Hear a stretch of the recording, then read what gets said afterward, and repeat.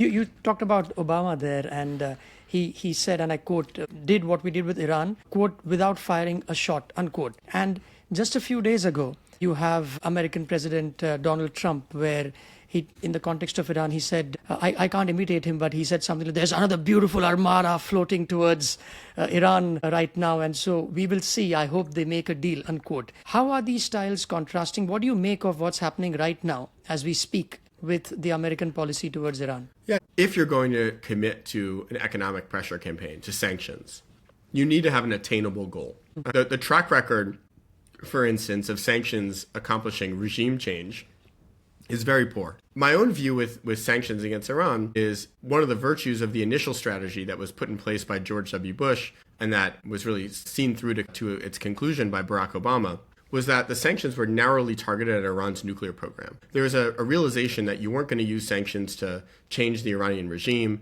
You weren't going to get the Iranian regime to swear off their Islamic ideology or that they were going to stop supporting groups like Hezbollah or Hamas, but maybe you could stop them from pursuing a nuclear weapon. And that's what we got with the nuclear deal in 2015 with Iran, right? It didn't fundamentally change Iran. There was no allusions to that. But it did, in my view, put a substantial limit on in terms of what they could have with their nuclear program. In 2018, when Trump comes in, he decides that we actually could have gotten a better deal, that sanctions were so effective that if he did maximum pressure, maybe we wouldn't just get a nuclear deal, we would get a deal that fundamentally changes Iran.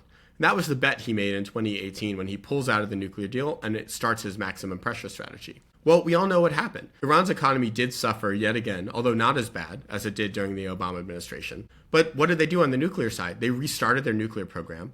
And by the time Trump came in 2025, they had 1,000 pounds of high enriched uranium, way more nuclear material than they ever had in the past, enough for 10 nuclear bombs. And so in some ways, the Israeli and U.S. strikes on Iran last year, which targeted Fordow, which was their major site for high enriched uranium, as well as Natanz and several others, was sort of the final verdict on Trump's maximum pressure strategy, was that it didn't work, right? That he basically tried to accomplish something with sanctions that he couldn't accomplish. And I think that's the risk you run into with economic warfare, is that if you set a goal that's not possible with sanctions, in some ways, it'll be a slippery slope into the use of military force. And for what it's worth, Abhishek, I think the same pattern has just played out with Venezuela, too, where Trump, during his first term, said, we're going to use maximum pressure sanctions to push Nicolas Maduro out of power. Well, he came back 8 years later, and Nicolas Maduro was still in power. And he realized that the only way to get him out was to actually use the military.